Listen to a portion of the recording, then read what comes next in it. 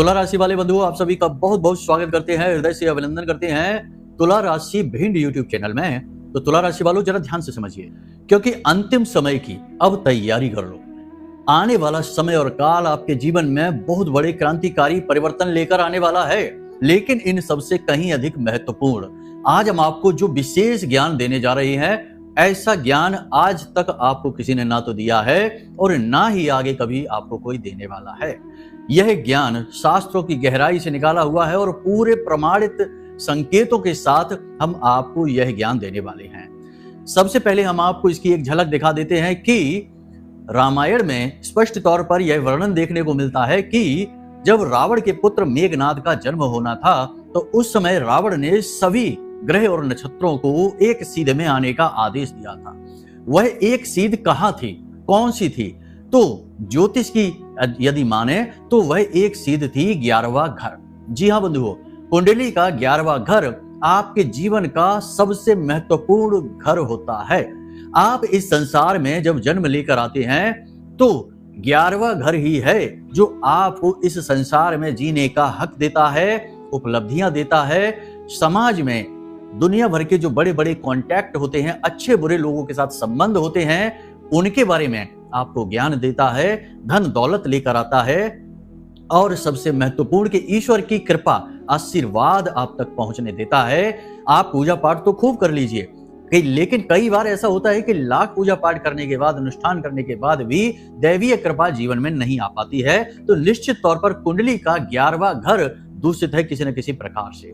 तो आज हम आपको आपकी कुंडली के 11वें घर के विषय में ऐसा अद्भुत ज्ञान देने वाले हैं जिससे आपका 11वां घर यानी 11th हाउस आपकी कुंडली का पूरी तरह से एक्टिवेट हो जाएगा। यदि आपके जीवन में लाख प्रयास करने के बाद कामयाबी नहीं आ पा रही है, मेहनत का फल नहीं मिल पा रहा है और आपको ऐसा लगता है जैसे कि आप जीवन में जो कुछ भी डिजर्व करते हैं, यानी कि जहां आप पहुंचने चाहते हैं वहां आप पहुंच नहीं पा रहे हैं, जैसे कोई विशेष बाधा है, कोई रुकावट है जो आपको आगे नहीं बढ़ने दे रही है, तो 100% आपकी कुंडली का 11वां घर इसी प्रकार से दूषित है। तो यह कब दूषित होता है और इसे कैसे अनुकूल बनाया जाता है, या फिर यह सोया हुआ भी रहता है? जी हाँ, तो आज हम आपको आपकी कुंडली देखना सिखाएंगे और आपकी कुंडली के अनुसार आप खुद ही ये समझ जाएंगे कि कहीं आपकी कुंडली का 11वां घर सोया हुआ तो नहीं है, कहीं किसी पापी ग्रह से दूषित तो नहीं है, या फिर किसी क्रूर ग्रह की दृष्टि, योग युति इसमें बनकर तो नहीं बैठी है जिससे आपको इसकी लाभ प्राप्त नहीं हो पा रही है। वरना बंधुओं, याद रखना कि प्रकृति का नियम है कि क्रिया के खिलाफ तो प्रतिक्रिया होती ही है। लेकिन कभी कभी ऐसा हो जाता है कि बीच में किसी प्रकार की बाधा, कोई रुकावट आ जाती है जो इस प्रतिक्रिया को आप तक नहीं पहुंचने देती है। तो बस आज आप जो ज्ञान हासिल करने वाले हैं वह आपके जीवन की उस बाधा को समाप्त कर देगा और फिर आपके जो पुराने संचित कर्म हैं, यानी कि आपने जो पुराने समय काल में मेहनत की है, उसका भी जो फल संचित हुआ है, क्योंकि फल तो संचित होगा ही। यदि आपने क्रिया की है तो प्रतिक्रिया आप तक नहीं पहुंची, लेकिन इसका मतलब यह नहीं कि प्रतिक्रिया हुई नहीं है, हुई अवश्य है, लेकिन आप तक नहीं पहुंच पाई है किसी बाधा की वजह से। तो जैसे ही बाधा हटेगी, तो जैसे बांध टूटता है तो नदी का पानी पूरी प्रवाह के साथ नदी में बहना शुरू कर देता है, ठीक वैसे ही आपके पुण्य कर्म, आपकी मेहनत, आपकी क्रियाबल, सब कुछ आपके जीवन में पूरी शक्ति के साथ आएगा और आपको अचानक बड़े बड़े लाभ मिलने शुरू हो जाएंगे। जी हाँ, कामयाबी के कीर्तिमान आप बना लेंगे। बस आपको आज इस कार्यक्रम को अंत तक देखना है। एक बात हम आपको यहाँ पर स्पष्ट तौर पर कह दें कि जो बातें अब हम आपको आगे बताने जा रहे हैं, उन बातों को भूल कर भी हल्के में मत ले लेना, क्योंकि कभी कभी आप ये भूल कर बैठते हैं। आपकी राशि के जातकों की ये एक कमी है कि कभी कभी जहां आपको सबसे अधिक ध्यान देना चाहिए वहां से आप अनदेखी कर देते हैं, या उस जगह पर आपका ध्यान जाता ही नहीं है। इससे दुर्भाग्य निर्मित होता है। आज आपको यह भूल नहीं करनी है। हम आपको स्टेप बाय स्टेप सारी बातें बता रहे हैं, क्योंकि हम आपकी कमियां भी जानते हैं, आपकी शक्ति भी जानते हैं, कमजोरियां भी जानते हैं। इसीलिए आपको चेता रहे हैं, समझा रहे हैं कि भूल से भी इस कार्यक्रम को मिस मत कर देना, वरना यह आपके जीवन की सबसे बड़ी भूल होगी। बड़े बड़े एस्ट्रोलॉजर भी नहीं बताते इन बातों को, शायद वो समझते नहीं है या फिर बताना चाहते नहीं है। और यदि बताना भी चाहते हैं तो उसके लिए बहुत महंगा मूल्य तय कर रखा है, जहां तक आम आदमी की पहुंच ही नहीं हो पाती है। तो आम आदमी बेचारा पिस जाता है। जो ज्ञान उस तक साधारण तरीके से पहुंचना चाहिए था वो ज्ञान उस तक पहुंचता ही नहीं है, और ज्ञान के अभाव में जीवन अंधकार में डूबा रहता है। जीवन भर संघर्ष चलता रहता है और पीढ़ियों तक यह संघर्ष पहुंच जाता है दोष बनकर, और फिर तरक्की तो छोड़ो, जीवन जीने के साधन भी जुटाने मुश्किल हो जाते हैं। तो आज आपको बस यही ईश्वर का वरदान, महामाई का आशीर्वाद, कृपा मिलने जा रही है। इसका स्वागत करिए, महामाई को धन्यवाद करिए, और उसके बाद इस कार्यक्रम को पूरा अंत तक अवश्य देखिए। तो चलिए बंधुओं, उम्मीद करते हैं कि सारी बात आप समझ चुके हैं। अब कार्यक्रम में अंत तक जरूर ठहरेंगे, तो ध्यान से सुनिए सारी बातों को। लेकिन इससे पहले महामाई को आभार जरूर व्यक्त करेंगे, तो प्रेम से जयकारा लगा दीजिए, कमेंट बॉक्स में लिख डालिए, जय मां भद्रकाली कृपा करो। महामाई ने निश्चित तौर पर आपके ऊपर कृपा कर ही दी है, क्योंकि आपने यदि हमारे कार्यक्रम पहले देखे हैं तो हम अपने हर कार्यक्रम में जयकारा तो लगवाते ही हैं, आपको महामाई के परिवार का हिस्सा बनाते ही हैं। तो शायद कृपा कर दी है माई ने, तभी आप तक यह कार्यक्रम पहुंचा है सटीक ज्ञान के साथ। तो चलिए बंधुओं, यदि भाव मन में गहरा है तो कमेंट बॉक्स में यह भी लिख दो कि मैं भी माई के परिवार का हिस्सा हूं। अपना दिल खोलकर माई के चरणों में रख दो, और माई यदि आपका हाथ पकड़ लेंगी, आपको अपनी गोद में उठा लेंगी, तो फिर संसार की कोई भी बुरी से बुरी शक्ति आपका बाल भी बांका नहीं कर सकती, और ना ही दुख तकलीफ आपको छू सकती है। तो चलिए बंधु, उम्मीद करते हैं कि आपने सारी बातें समझ ली हैं। अब अपने मूल विषय को ध्यान से समझिए। प्यारे मित्रों, हमारे अत्यंत प्रिय और परम पूज्य अमिताचार्य जी के पास माँ बगलामुखी और माँ भद्रकाली की साधनाओं का वर्षों का अनुभव है, और माता रानी की इनके ऊपर पूर्ण कृपा और सिद्धि है। आचार्य जी ने अपने सटीक कुंडली विश्लेषण और श्रेष्ठतम उपायों के माध्यम से हजारों लोगों के जीवन को खुशियों से भरा है। आचार्य जी का कुंडली विश्लेषण और उपाय करवाने का तरीका इतना अद्भुत है कि जीवन के हर एक दुख और कष्ट का कारण जड़ से ही समाप्त हो जाता है। फिर समस्या चाहे जैसी भी हो, कर्जा बहुत बढ़ गया हो, व्यापार चल नहीं रहा हो, बीमारियों में आप बर्बाद हो चुके हो, रिश्तों में प्रेम समाप्त हो चुका हो, या फिर नौकरी ही ना मिल रही हो, विवाह में देरी होती हो, कैसी भी समस्या हो, इन समस्याओं का कारण क्या है, कौन सी महादशा परेशान कर रही है, कौन सा दोष लगा हुआ है, सब कुछ आचार्य जी इतना सटीक बताते हैं कि वर्षों वर्ष के दुख कुछ ही दिनों में समाप्त हो जाते हैं। अगर आपके जीवन में भी कोई ऐसी संकट की घड़ी है तो यही सही समय है जब आप पूज्य आचार्य जी के हाथों से अपनी कुंडली का विश्लेषण करवाएं और वर्षों से चल रहे दुखों और संकटों के इस चक्र से बाहर निकल जाए। प्यारे मित्रों, अभी वीडियो में दिए गए नंबरों पर फोन करिए और अपनी कुंडली का श्रेष्ठतम आकलन करवा डालिए। जिंदगी बदलने का ये सबसे बड़ा मौका हाथ से मत जाने दीजिएगा। जय माई की, महामाई आपका कल्याण करे। बात यहाँ पर हम कर रहे हैं कुंडली के 11वें घर की। कुंडली का 11वां घर जिसे आय का घर कहा जाता है, इनकम का घर कहा जाता है। देखिए, इनकम कई प्रकार की हो सकती हैं। सामान्य तौर पर जब हम कहते हैं कि आय या इनकम, तो यहाँ पर हमारा मतलब सामान्य तौर पर देखा जाए, जनमानस के दृश्य से देखा जाए, उनके भाव से समझा जाए तो पैसे की बात होती है कि पैसा कमा लिया वही इनकम है। लेकिन ये पूरा सच नहीं है। इनकम कई प्रकार की होती हैं। इनकम होती है रिश्ते नातों की, इनकम होती है मान सम्मान की, इनकम होती है जीवन की क्वालिटी की, इनकम होती है देवी देवताओं की कृपा की। कैसे? आपने पूजा की, बहुत मेहनत से अनुष्ठान किया, मान लेते हैं मंत्रोच्चारण किया या कोई दैवी अनुष्ठान, पंडित जी की मदद सहायता से यज्ञ हवन आदि कर लिया, लेकिन उसका कोई फल प्राप्त नहीं हुआ, मतलब कि इनकम नहीं हुई। इसी प्रकार आपने किसी रिश्ते नाते में बहुत अपना दिल और जान लगा दिया उस रिश्ते को खुश करने के लिए, पति पत्नी की बात करें या किसी भी अन्य रिश्ते की, लेकिन सामने वाले व्यक्ति ने आपकी बिल्कुल भी इज्जत नहीं की, आपकी भावनाओं की कोई इज्जत नहीं की और आपके समय, आपके प्रेम का कोई भाव ही नहीं लगाया, तो फिर आपकी इनकम कहाँ हुई? नहीं हुई। यही बात है, हर जगह फिट होती है कि भाई हमने खूब मेहनत कर ली लेकिन हमें कोई रिजल्ट ही नहीं मिला, तो हमें इनकम कहाँ हुई? यानी कि ये एक ऐसा भाव है जो आपको बहुत कुछ दे देगा, ये देने के लिए ही बना है। यहाँ यदि आपने सक्रियता कर दी, यानी ये भाव यदि आपने पूरी तरह से एक्टिवेट कर दिया, जागृत कर दिया, तो हर काम, हर जगह आपको मिलना ही मिलना है। जी हाँ, अब समझ में आया आपको कि क्यों रावण ने सारे ग्रहों को 11वें भाव में एकत्रित हो जाने के लिए बोला था मेघनाथ के जन्म के समय पर। तो ये भाव बहुत महत्वपूर्ण होता है। लोग इसके बारे में इतना बात ही नहीं करते हैं, समझते नहीं हैं, लेकिन कुंडली के कुछ भाव ऐसे होते हैं जिन पर बात बहुत गहराई से की जानी चाहिए। तो आज बस इसी विषय को उठा रहे हैं, अब ध्यान से समझिए। आप अपनी कुंडली खोलकर देखिए, किसी मोबाइल ऐप से निकाल लीजिए या आपके पास रखी हो निकाली हुई तो उसे उठाइए और उसका लग्न चार्ट देखिए। लग्न चार्ट यानी पहला चार्ट जो कुंडली का होता है उसे आप देखिए। लग्न चार्ट में 11वां घर जो है कुंडली का, गिनती करिए पहले से 1 2 3 4 5 ऐसे करके 11वां घर जो आपकी कुंडली का है उसे देखिए। उस घर में कौन सा ग्रह बैठा हुआ है। यदि उस घर में यानी 11वें हाउस में कोई भी ग्रह नहीं बैठा हुआ है तो ऐसी स्थिति में ज्योतिष में कहा जाता है कि जब किसी भाव में कोई ग्रह नहीं होता तो वह जो भाव होता है वह सोया हुआ होता है। जी हाँ, बहुत से भाव कुंडली में खाली होते ही हैं, सबकी कुंडली में होते ही हैं।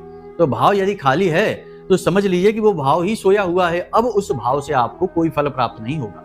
अब जब फल ही प्राप्त नहीं होगा तो फिर लाख मेहनत करिए, प्रयास करिए, फल कैसे प्राप्त हो जाएगा। तो सबसे पहला काम है कि उस भाव को जगाना है। उस भाव को कैसे जगाएंगे, ये सबसे बड़ा प्रश्न उठता है, क्योंकि सवाल एक के बाद एक आएंगे। क्रमबद्ध तरीके से आएंगे तब तो सूचना पूरी तरह से पहुंचेगी, तब तो आप उसे अपने जीवन में क्रियान्वित करेंगे। तो अब इस भाव को जगाएं कैसे, अगर ये स्थिति है तो अब आपको फिर से इस भाव को देखना है। इस भाव में एक नंबर जरूर लिखा होगा, नंबर तो 100% लिखा होगा। तो यदि कोई नंबर लिखा है, मान लेते हैं कि नंबर 2 लिखा हुआ है, तो इस भाव का स्वामी हुआ शुक्र, ठीक है। और यदि जैसे काल पुरुष कुंडली देखेंगे उसकी एक बात अलग है, उसे हम अभी थोड़ी देर में बताएंगे। लेकिन मान लेते हैं कि इसमें 5 नंबर लिखा हुआ है तो इसका स्वामी हुआ सूर्य। इसी प्रकार जो भी नंबर लिखा हुआ है वो राशि है और उस राशि का स्वामी ही इस भाव का स्वामी है। अब आपको उस राशि के स्वामी यानी भाव के स्वामी से, जैसे मान लिया कि इसमें 2 नंबर लिखा है तो वृष राशि है और वृष राशि का स्वामी शुक्र है, तो शुक्र से जुड़े उपाय आपको करने हैं। 100% शुक्र से जुड़ी हुई तकलीफें आपके जीवन में हैं। वैवाहिक जीवन में परेशानियां हैं, पैसे को लेकर आप परेशान रहते हैं, जेब खाली रहती है, कमाते लाखों रुपए होंगे लेकिन जेब में एक भी नहीं रुकेगा, बजट बिगड़ा ही रहेगा। तो ये उस ग्रह से जुड़ी परेशानियां जरूर आपके जीवन में होंगी ही होंगी। तो ये चीज आप देखिए अपने जीवन में उतार कर कि कौन सा ग्रह है और उससे जुड़ी परेशानियां हैं कि नहीं। अब नहीं समझ रहे ये बात, कोई बात नहीं है, उस ग्रह से जुड़ी हुई चीजें मंदिर में दान करना शुरू कर दीजिए। बस बहुत ही सरल है। क्या करेंगे आप दान, जैसे मान लिया कि शुक्र की खराबी है, यानी कि शुक्र है उस 11वें भाव में और भाव सोया हुआ, तो उसे जगाना है। तो सबसे पहला काम है कि उस भाव में जो राशि है, जो उसका मालिक है, पहले उससे बात की जाए, उसे प्रसन्न किया जाए, उसे सक्रिय किया जाए, वही चाबी है उस भाव की। तो आपको क्या करना है कि शुक्र से जुड़ी चीज है, तो प्रति शुक्रवार आप क्या करें, छोटी कन्याओं को चावल की खीर यानी दूध और चावल की जो खीर होती है साधारण सी, वो खीर खिलाना शुरू करिए और मंदिर में भी 1 कटोरी खीर दान करना शुरू करिए। प्रति शुक्रवार आप इस कार्य को करिए, 2 महीने 3 महीने लगेंगे, आपका यह भाव जागृत हो जाएगा। ठीक है, पहली चीज तो आपको ये करनी है।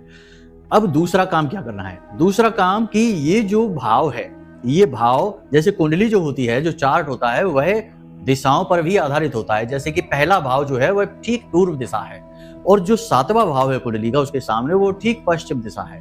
इसी प्रकार यदि 11वां भाव कुंडली का देखा जाए तो हम आपको दिशा के बारे में बता रहे हैं, ध्यान से समझिए कि आपके घर में जो ठीक पूर्व दिशा है और ठीक पश्चिम दिशा है उसके बीच में एक कोना है जिसे आग्नेय कोण कहते हैं। उस कोने और दक्षिण दिशा के बीच में जो जगह बची है ना, वो आपका कुंडली का 11वां भाव है।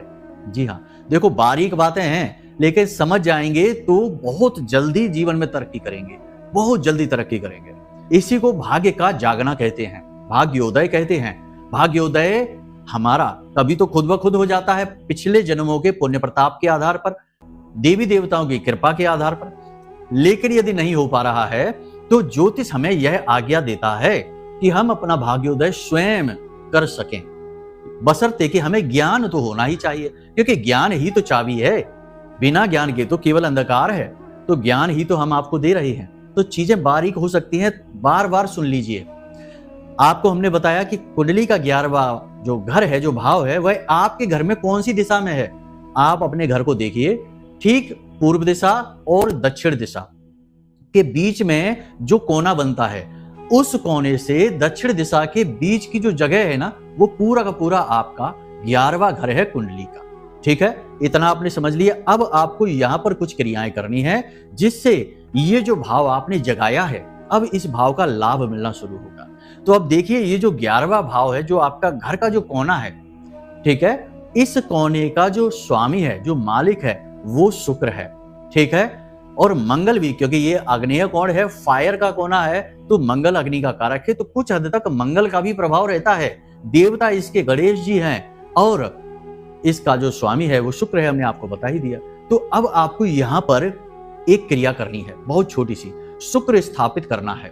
कैसे करेंगे, ध्यान से समझ लेना, बहुत जरूरी बात है। आपने इसे कर लिया और सिर्फ 1 हफ्ते के अंदर अंदर चमत्कार खुद नोटिस करेंगे। आप हमें खुद फोन करके कहेंगे, मैसेज करके कहेंगे कि गुरुजी धन्यवाद, आपने बहुत अच्छी बात बता दी, जीवन बदल गया। जी हाँ, तो ध्यान से सुनना, आपको क्या करना है। मिट्टी का एक गमला लेना है, मिट्टी का गमला, ठीक है, ध्यान से समझना। मिट्टी का जो गमला है वह पकी हुई मिट्टी होती है, वह मंगल होता है, ठीक है। उसमें आपने कच्ची मिट्टी भरनी है, अभी नहीं भरनी, उससे पहले भी कुछ करना है। एक लाल रंग का कपड़ा लेना है आपको, उस लाल रंग के कपड़े में आपको कुछ सिक्के डालने हैं, ठीक है। लाल रंग के कपड़े में कुछ सिक्के डालने हैं, 1 इलायची डालनी है, 2 लौंग डालनी है और 1 सुपारी रखनी है, ठीक है। उसके बाद उसकी पोटली बना लो, लाल रंग के धागे से, गांठ नहीं लगाना है, सिर्फ पोटली बनानी है, धागा लपेटना है, ठीक है। अब आपने क्या करना है कि उस गमले में बिल्कुल तली में, गमले की बिल्कुल तली में ये पोटली रख देनी है सीधी करके। उसके ऊपर आपको मिट्टी डालनी है, ठीक है। मिट्टी आपने डाली, समझ में आ रहा है सब कुछ आपको ठीक तरीके से कि आपको उसमें मिट्टी डालनी है, ठीक है। वो पोटली जो है वो मिट्टी से ढक गई है। गमला बड़ा सा ले लो, कोई दिक्कत नहीं है, कितना भी बड़ा हो जाए, आकार से कोई फर्क नहीं पड़ेगा। अब आपने उसमें मिट्टी भर ली है। अब आपको उसके ऊपर पौधा लगाना है। जी हाँ, पौधा क्या है, पौधा है मनी प्लांट का पौधा। मनी प्लांट क्यों कहते हैं इसको, मनी प्लांट मतलब पैसे का, धन का पौधा है। ये सबके यहाँ लगे रहते हैं, ये पौधे तरह तरह के पौधे लगाते हैं। मनी प्लांट तो लगभग ज्यादातर लोग लगा ही लेते हैं, लेकिन दिशा का ज्ञान नहीं है, उल्टी सीधी दिशा में लगा लिया तो बर्बादी। मनी लाने वाला जो काम है वो मनी जाने वाला, यानी पैसा देने वाला काम भी बन सकता है, भूल से, गलती से, तो भूल नहीं करनी है। तो आपको मनी प्लांट का पौधा यहाँ लगा देना है। अब आपने क्या किया है, आप समझिए ज्योतिष क्या कह रहा है। आपने गमला रखा जो पकी हुई मिट्टी था, जो कि मंगल था। फिर आपने उसमें कच्ची मिट्टी डाली जो कि शुक्र था। आपने अंदर दैवी शक्ति मां लक्ष्मी को स्थापित कर दिया है, और शुक्र जो है वह माता लक्ष्मी का प्रतीक है, याद रखना।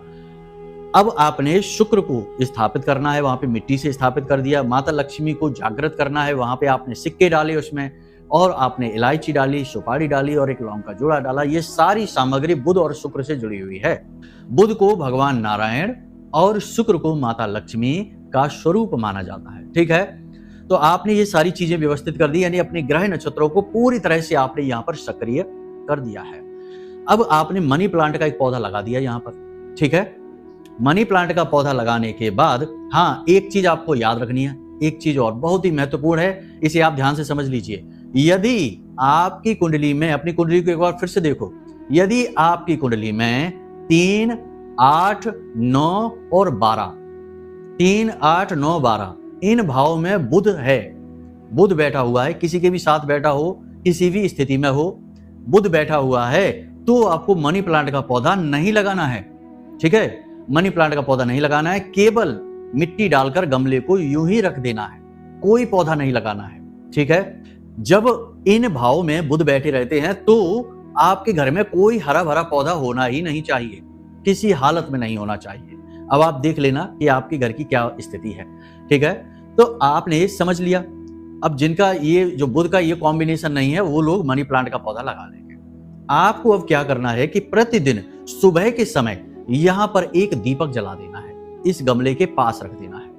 अग्नि तत्व है, अग्नि तत्व का ये कोना है, यहां पर आपने दीपक जला दिया है। अग्नि से चीजें एक्टिवेट होती हैं। अग्नि क्या है, ऊर्जा का शुद्ध स्वरूप है, तो अग्नि से चीजें एक्टिवेट होनी शुरू होती हैं। देखो, पूजा पाठ भी जब हम करते हैं तो दीपक जलाए बिना पूजा नहीं होती है, हवन के बिना हमारी आहुतियां पूर्ण नहीं होती है। अग्नि जलती है हवन में, तभी तो आहुति होती है। यानी कि किसी भी प्रकार की क्रिया को अनुकूल बनाने के लिए दीपक बेहद जरूरी है। तो आपको प्रतिदिन सुबह के समय यहाँ एक दीपक जला देना है। अगर कभी कभी भूल भी जाते हैं तो कोई परेशानी नहीं है, घर का कोई भी सदस्य जला सकता है, जरूरी नहीं, बाध्यता नहीं कि आप ही जलाएं। कोई भी जला सकता है, महिलाएं भी जला सकती हैं, बच्चे भी जला सकते हैं, बुजुर्ग भी जला सकते हैं, कोई भी वहां पर नहा धो के स्नान करके पवित्र होने के बाद दीपक रखते हैं। ये सावधानी है। अब जब मनी प्लांट का पौधा बड़ा होगा तो ये ध्यान देना है कि उसकी जो बेल होगी, क्योंकि बेल होती है, वो जमीन पर नहीं आनी चाहिए, उसे आपको ऊपर ही ऊपर उठाना है। ठीक है, ऊपर चढ़ेगी वो जैसे जैसे, वैसे वैसे आपकी तरक्की होगी, सौभाग्य खुलेगा, भाग्योदय होगा। ठीक है, तो ये सारी क्रियाएं आपने समझ ली हैं, इनसे आपका 11वां भाव कुंडली का एक्टिवेट हो जाएगा। अब कुछ जो जरूरी बातें हैं, 4-5 बातें और हैं, इन्हें भी आप समझ लो, ये भी जरूरी है। क्योंकि याद रखना कि देखो, कोई भी भाव है, कोई भी ग्रह है, किसी भी प्रकार की योग युति है, वो आपके व्यवहारिक जीवन से जुड़ी हुई है। ठीक है, अब आपने यदि व्यवहारिक जीवन में अपनी जीवन शैली में कुछ परिवर्तन नहीं किए तो केवल उपाय से आधा काम होगा, आधा काम कर्म से होता है। तो कर्म के बारे में भी ध्यान से समझ लो कि क्या करना है। सबसे बड़ी बात कि आपको अपनी वाणी बहुत मधुर रखनी है। ठीक है, बुध से शुक्र जुड़ा है और शुक्र से तमाम सुख वैभव जुड़े हुए हैं। वाणी में इतनी शक्ति है कि वह बिगड़ी बात को बना सकती है और बनी हुई बात को बिगाड़ भी सकती है। बुध की यह ताकत है। लाल किताब में बुध को सबसे ताकतवर ग्रह कहा गया है, क्योंकि ये बहुत कुछ कर सकता है जीवन में। तो यहीं से आप समझिए, तो आपको अपनी वाणी बहुत मधुर रखनी है। गुस्सा आ भी जाए तब भी अनाप शनाप नहीं बोलना है, नकारात्मक नहीं बोलना है, गाली गलौज तो भूल कर भी नहीं करना है। ठीक है, इतना सा आपको करना है। इसी के साथ साथ लोगों के साथ, जितने भी लोगों के साथ आपके संपर्क हैं, उन लोगों के साथ अपने संपर्क मधुर रखने की कोशिश करनी है। यानी आपको अपना कर्म खराब नहीं करना है, अपनी तरफ से कुछ भी बुराई नहीं करनी है। सामने वाला व्यक्ति यदि कुटिल है, सातिर है, चालाकी दिखाता है, वह उसका कर्म है। अपना कर्म वह बिगाड़ रहा है, लेकिन आपको अपना कर्म नहीं बिगाड़ना है। आपको अपना काम ईमानदारी से करना है, गलत ना उसके लिए सोचना है, ना ही गलत उसके लिए करना है। मतलब कि आपको नैतिकता के नियमों का पालन करना है। जो भला बुरा वह करेगा वह खुद भुगतेगा। ठीक है, तो ये आपको सोच रखनी है। यानी कि जिसके भी साथ आपका संपर्क है वहां आपको मीठी बोली बोलनी है और अपनी तरफ से अच्छा ही करने की कोशिश करना है। ये आपको स्वभाव अपना बनाना है। इसी के साथ साथ धार्मिक स्थलों पर जाना और वहां दान पुण्य करना बहुत आवश्यक है। ये क्रियाएं आप करेंगे। मंदिर में जाइए जब भी, तो वैसे तो प्रसाद वगैरह लेकर जाते ही हैं, लेकिन दान पात्र में भी कुछ ना कुछ अवश्य डालिए। 10 रुपए, 5 रुपए, जैसी आपकी क्षमता वैसा डालिए, लेकिन कुछ ना कुछ अंश दान अवश्य करिए। क्योंकि देखो, धन तो सभी कमाते ही हैं और हमारा आध्यात्म, हमारा धर्म यह कहता है कि कमाई का दशांश दान करना चाहिए। और दान धर्म के साथ हो तो वह दान श्रेष्ठ होता है, जीवन उपयोगी होता है, हमारे पुण्य कर्म को बढ़ाता है। तो आपको ये करना है कि जब भी मंदिर जाएं तो थोड़ा सा, कुछ भी छोटा मोटा ही अंशदान दान पात्र में अवश्य डाल दें। ये क्रिया आपको जरूर करनी है। बस इन क्रियाओं को आप करिए। और जिस भी देवी देवता में आपकी आस्था है, उन देवी देवताओं के लिए विशेष भाव रखिए। किसी का निरादर नहीं, पुरखे पूर्वजों का निरादर नहीं करना है, बड़ों का अपमान नहीं करना, महिलाओं का अपमान नहीं करना है। और सबसे बड़ी बात कि नकारात्मक चीजों का प्रयोग नहीं करना, जुआ, शराब, सट्टेबाजी और शॉर्टकट से अमीर बनने के तरीके, जैसे कि सट्टेबाजी, तमाम गेमिंग ऐप हैं बाजार में, पता नहीं क्या क्या चलता है मोबाइल में, तो ये गेमिंग ऐप वगैरह है, शेयर मार्केट है और पता नहीं जाने कौन कौन से तरीके हैं जिनसे जल्दी से अमीर बन जाते हैं लोग। तो ये जल्दी से अमीर बनने वाली चीज ही बिल्कुल बेकार है, बिल्कुल खराब है। कुछ भी ऐसे नहीं होता है। धन लक्ष्मी जल्दी से कभी नहीं आती। धन लक्ष्मी यानी कि महामाई आपके पास, आपके जीवन में आने से पहले, आपके ऊपर अपनी कृपा बरसाने से पहले आपको बहुत मजबूत बनाती हैं, आपको बिल्कुल असाधारण बना देती हैं, आपकी सहन शक्ति बढ़ाती हैं। तब तो आप उनकी कृपा को संभाल पाएंगे, वरना तो एक हाथ से धन आएगा और दूसरी हाथ से निकल जाएगा, संभाल ही नहीं पाएंगे। तो ये जो आपका संघर्ष है, इसे आप अपनी तैयारी मानकर चलिए कि महामाई की कृपा आने वाली है। ठीक है, तो बस ये चीजें हैं। शॉर्टकट के चक्कर में आपको भूल कर भी नहीं पड़ना है और अपने ग्रह नक्षत्रों को अच्छी तरह से समझना है। अब यहां तक जो हमने आपको सारी बातें बताई हैं, अगर ये बातें आपको समझ में कम आ रही हैं, पूरी तरह से नहीं आ पा रही हैं, तो आप अपनी कुंडली का विश्लेषण भी करा सकते हैं। देखिए, एक बात आपको हम बता दें यहाँ पर कि हम तो करते ही हैं, बहुत सारी कुंडलियों का विश्लेषण करते ही रहते हैं, रोज का काम है। तो हम अक्सर ये देखते हैं कि जब लोग मुसीबत में फंस जाते हैं, बुरी तरह से फंस जाते हैं, चारों तरफ से जकड़ जाते हैं, कोई मार्ग ही नहीं दिखाई दे रहा होता है, उस समय लोग अपनी कुंडली दिखा रहे होते हैं। लेकिन अब क्या हो सकता है, जब आप फंस ही गए पूरी तरह से दलदल में, तो अब हो भी क्या सकता है, अब तो जो उपाय, जो क्रियाएं होंगी भी, तो उनका फल भी बहुत ही कम होगा, क्योंकि आप चारों तरफ से नकारात्मकता से घिर चुके हैं। बेहतर तरीका यह है कि कोई भी काम आप जीवन में कर रहे हैं, शादी विवाह है, कोई व्यापार की शुरुआत है, या यूं ही कहीं घूमने भी जा रहे हैं, विदेश यात्रा पर जा रहे हैं, कोई भी काम महत्वपूर्ण जीवन का कर रहे हैं, तो अपने ग्रह नक्षत्रों को जरूर जानिए, अपनी कुंडली को एक बार दिखवा जरूर लीजिए कि आपकी कुंडली में चल क्या रहा है। तो अब यदि आपको कुछ समझ में नहीं आया, कुछ विशेष जानना है, कुछ और बारीकी से आकलन कराना है, तो नंबर हमने वीडियो में दे रखे हैं। इन नंबरों पर आप फोन करिए और अपनी कुंडली का हमसे आकलन करवा लीजिए। हम आपको बता देंगे कि आपकी कुंडली में चल क्या रहा है, क्या दोष है, कौन सी महादशा है, क्या योग युतियां बन रही हैं, किससे लाभ और किससे हानि मिलने वाली है, और इनके सटीक उपाय भी आपको दे देंगे। बस हो गया कल्याण। यही तो कृपा है ईश्वर की कि समय रहते जाग जाइए, ईश्वर की कृपा मिल गई। और यदि समय निकल गया और जागे ही नहीं, तब तो कृपा कहाँ है, फिर तो ईश्वर की कृपा की उम्मीद ही ना करिए। याद रखना कि कहावत कही जाती है कि भगवान भी उसकी मदद करते हैं जो अपनी मदद स्वयं करना जानता है। यानी कि क्रियाशील व्यक्ति के साथ ही भगवान होते हैं, कर्मवीर का साथ देते हैं भगवान। ठीक है, तो यहाँ तक सारी बातें आपने समझ ली हैं। अब कोई मन में प्रश्न उठे तो कोई बात नहीं है, वीडियो में नंबर है, फोन करिए, जानकारी प्राप्त करिए। तो उम्मीद करते हैं कि सारी बातें आपने समझ ली हैं। अब कार्यक्रम को यहीं पर विराम देते हैं। बस उम्मीद यही करते हैं कि हमेशा हंसना है, मुस्कुराना है और सकारात्मक रहना है। भूल से भी नकारात्मक शब्द मुंह से निकालना नहीं है। ठीक है, और ईश्वर को धन्यवाद अवश्य देना है। जो भी कुछ आपके पास है, छोटी से छोटी चीज भी, उसके लिए धन्यवाद भगवान को अवश्य देना है। तो प्रेम से बोलिए जय माई की। हमारे प्रिय और परम पूज्य आचार्य जी ने अपनी साधनाओं के अनुभवों पर आधारित शक्तिशाली उपाय और क्रियाओं के माध्यम से हजारों लोगों के जीवन को पूरी तरह से बदला है।